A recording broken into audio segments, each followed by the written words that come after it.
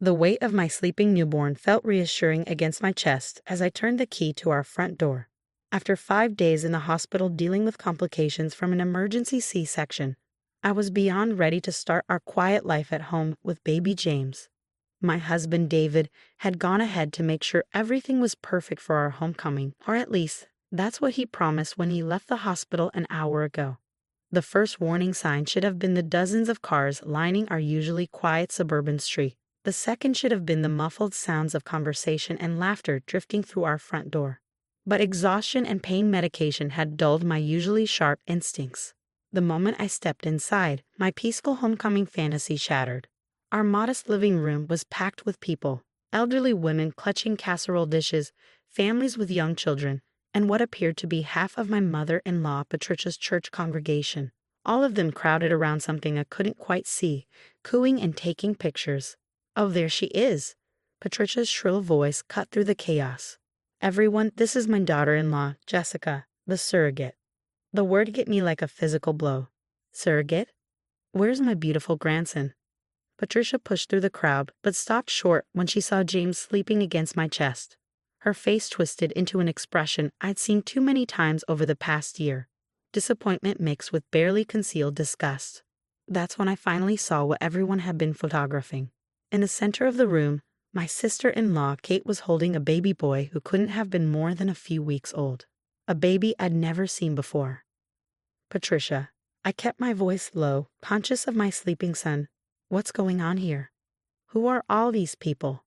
"Just a few friends from church who've been praying for my real grandson to come home," she said loudly enough for everyone to hear. "I know you did your best carrying him, dear, but it's time to hand him over to his actual family." The room fell silent. Dozens of eyes turned to stare at me, many filled with judgment, and whispered conversations started up again. I caught fragments that made my blood run cold. Poor thing, getting so attached. Knew she'd be difficult about giving him up. Wonder how much they paid her. My C-section scar throbbed as I tried to make sense of what was happening. David chose that moment to emerge from the kitchen, his face pale. "Mom, what did you do?" "We talked about this." "I did what needed to be done." Patricia cut him off. "That baby Jessica's holding.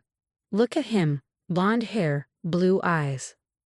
Obviously not from our family's strong Italian genes, but Kate's little Anthony here." She gestured to the baby my sister-in-law was holding. "He's got our dark coloring. He's a true Matthews."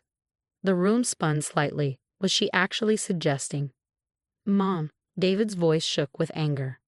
"James is my son, your grandson. We showed you the ultrasound photos. You were there for the gender reveal," which she conveniently scheduled when Kate was too sick with morning sickness to attend. Patricia snapped. "It all makes sense now, doesn't it?" The way she insisted on delivering at a different hospital than Kate, a private room, not allowing visitors. Because I had complications. I finally found my voice. I almost died on that table. "Oh, here we go with the dramatics." Patricia rolled her eyes. "Ladies, this is exactly what I warned you about. The surrogate getting too attached, making up stories." I felt David's hand on my lower back, steadying me. The familiar touch grounded me enough to think clearly. With my free hand, I reached for my phone. "Patricia," I said quietly, my calm tone at odds with the rage building inside me. "I'm going to give you one chance to end this right now. Tell everyone the truth, or I'm calling the police to report an attempted kidnapping." The threat didn't have the effect I'd hoped for. Instead, Patricia's face lit up with triumph. "Go ahead, call them. Let them sort out which baby belongs to which mother. I have witnesses here who've been following both pregnancies through our church prayer group. They'll verify that Kate's due date matched when my real grandson was born." That's when I noticed Kate wouldn't meet my eyes. She was staring down at the baby in her arms. A baby that, now that I looked closer, shared no resemblance to the Matthews family at all. "Kate," I said softly, "where did that baby come from?" Before she could answer, the front door opened again. A tall man I'd never seen before burst in, his face red with anger.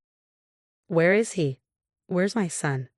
The chaos that erupted next happened so fast I could barely process it. Kate burst into tears. The strangers started shouting out stolen babies and custody agreements. Patricia went pale, her perfect plan crumbling around her. And through it all, my beautiful James slept peacefully against my chest. unaware that his grandmother had just tried to replace him with another woman's stolen child. David pulled out his phone and dialed 911, his voice steady as he reported an attempted kidnapping and baby switching scheme. As sirens wailed in the distance, Patricia made one last desperate attempt to salvage her plan. "I did this for you, David. That baby Jessica's holding can't be yours. Look at him. He's nothing like us. I found you a proper heir, a true Matthews." "That's enough." David's voice thundered through the room. "Mom, you need help. Professional help. And after today, you won't be anywhere near my wife or my son until you get it." The crowd of strangers began to disperse, many looking shamefaced as they realized they'd been made unwitting accomplices in Patricia's scheme. As the first police car pulled up outside, I caught Patricia watching me with a mixture of hatred and desperation. "This isn't over," she hissed. "That baby isn't a real Matthews. I'll prove it." I looked down at my sleeping son, then back at my unhinged mother-in-law. "You're right about one thing, Patricia. This isn't over, but you have no idea what's coming next." Because in my hospital bag, still packed with post-delivery necessities, was an envelope. An envelope containing the results of a DNA test David and I had done months ago. One that would not only prove James was his father's son, but reveal a secret about the Matthews bloodline that would shatter Patricia's world forever. But that would have to wait until after the police sorted out this mess. For now, I had a newborn to protect and a mother-in-law to watch being led away in handcuffs. The next few hours passed in a blur of police statements and tears. Kate broke down completely, admitting that Patricia had convinced her to participate in an elaborate scheme. The baby she'd been holding belonged to a young couple from a neighboring town. Patricia had arranged a private adoption without their knowledge, somehow manipulating hospital records and taking advantage of the couple's financial struggles. As I sat in our now empty living room nursing James, I watched David pace back and forth, running his hands through his dark hair, a nervous habit he'd had since childhood. The police had taken his statement, but they wanted us to come to the station tomorrow for a formal report. They'd also arrested Patricia, though she'd been eerily calm as they led her away, still insisting she'd done nothing wrong. "I just can't believe she went this far," David muttered, stopping to look at a family photo on the wall, taken at our wedding, before Patricia's obsession with having a true Matthews hair had completely consumed her. "She actually stole someone's baby, Jess. She could go to prison." "She should go to prison," I replied, adjusting James as he finished feeding. His wispy blonde hair caught the evening light, so different from the dark Italian features Patricia had been fixated on. "David, we need to show them the envelope." He stopped pacing, his face tightening. "Are you sure? Once we open that door. Your mother tried to steal our son and replace him with another woman's baby. I think we're past protecting family secrets." The envelope had been burning a hole in my hospital bag for months. We'd gotten the DNA test done privately after my first miscarriage, when Patricia's comments about my inferior genes had become too much to bear. But the results had revealed something far more complicated than simple paternity. A knock at the door made us both jump. David checked the security camera, a feature we'd installed after Patricia's behavior started escalating during my pregnancy. "It's Kate," he said, surprised. She'd been taken to the station for questioning hours ago. When David opened the door, his sister looked nothing like the polished, put-together woman who usually served as Patricia's perfect daughter. Her makeup was streaked with tears, her designer outfit rumpled. "They let me go with a warning," she said, her voice hoarse. "Since I cooperated and the baby wasn't actually in my custody for more than an hour." She turned to me, fresh tears spilling. "Jessica, I'm so sorry. Mom said she had proof the baby wasn't David's, that she was protecting the family." "What proof?" David demanded. Kate pulled out her phone, showing us a series of text messages. She said she had James's DNA tested secretly at the hospital. She showed me results claiming he wasn't a genetic match to our family. I should have known they were fake, but she was so convincing. I exchanged a look with David. "Should we?" He nodded, disappearing into our bedroom to retrieve the envelope. "Kate," I said gently, "your mother didn't fake those test results. She just misinterpreted them. We have proof." David returned with the envelope, his hands shaking slightly as he opened it. "Before you see this, Kate, you need to understand, I love our family. Finding this out doesn't change who I am or who James is." "You're scaring me," Kate whispered. David pulled out the papers, laying them on the coffee table. 3 months ago, we had genetic testing done. Not just paternity testing, but a full genetic panel. We wanted to understand why Jessica had miscarried, to make sure there weren't any hereditary issues we needed to worry about. Kate leaned forward, scanning the medical jargon until she reached the conclusion. Her face went white. This can't be right. It is, I said softly. The reason James doesn't have the classic Matthews features isn't because he's not David's. It's because your father isn't who you think he is. The DNA results showed clearly that David, and by extension, Kate and their siblings, had no genetic connection to Richard Matthews, the man they called father their entire lives. Their actual biological father was someone else entirely. Mom's been so obsessed with the Matthews bloodline, the Matthews features, David said quietly. But we were never Matthews by blood, just by name. Kate's hands were shaking as she read through the results again. Does he know? We don't think so, I replied, and we weren't going to tell anyone. But now, with your mother's accusations, her desperate attempts to prove James isn't family. She must have suspected, Kate whispered. All these years she must have known there was a chance. Is that why she's been so desperate to prove the Matthews genes are strong? To convince herself her own lie was true. Before either of us could respond, my phone buzzed with a text from an unknown number. My blood ran cold as I read it. It's from Patricia, I said. She made bail. The message was simple but chilling.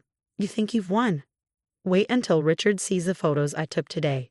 Wait until everyone knows you tried to pass off another man's baby as a Matthews heir.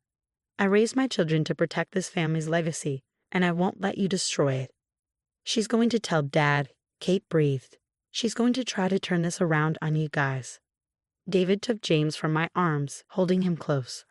Our son blinked up at him with those blue eyes Patricia had been so quick to condemn, eyes that now seemed like a ticking time bomb of truth. No, David said firmly. We're done letting her control this narrative. Kate called Tom and Emma. Get them here tonight. Dad, too. It's time everyone knew the truth. All of it. As Kate made the calls, I watched my husband cradle our son, seeing the love that transcended DNA in every gentle touch and soft word. Patricia had been so obsessed with blood and legacy that she'd lost sight of what really made a family. But as headlights appeared in our driveway and car doors slammed outside, I knew the real storm was just beginning. Because somewhere across town, Patricia Matthews was also preparing for war, and she had 30 years of secrets to protect. The Matthews family gathered in our living room, the tension thick enough to cut with a knife. Richard Matthews sat in his usual armchair, looking confused but concerned. Tom and Emma, David's other siblings, perched nervously on the couch beside Kate, who hadn't stopped crying.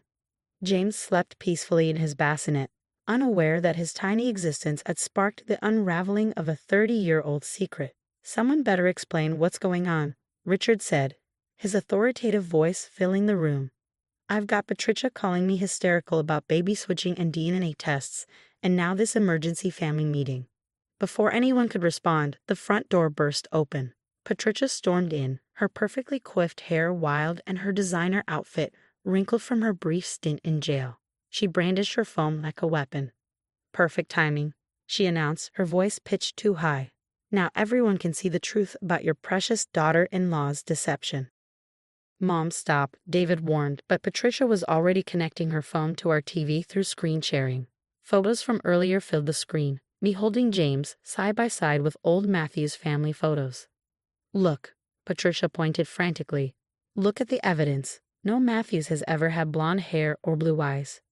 This woman has tried to pass off some other man's baby as our flesh and blood. Richard stood slowly, his face darkening. Patricia, that's enough. Our grandson is not your grandson. Patricia screamed. I have proof. I had him tested. No, Mom, David's voice cut through her hysteria. We had him tested. We have the real results right here. And you're right, James doesn't have Matthew's DNA. But neither do I. Neither do Kate, Tom, or Emma. The room went deadly silent. Richard sank back into his chair, the color draining from his face. Patricia froze, her phone slipping from her trembling fingers. What are you talking about? Richard whispered. I watched as David handed his father the envelope we'd been holding onto for months. Richard's hands shook as he read the results, his expression shifting from confusion to shock to something deeper, a pain so profound it hurt to witness.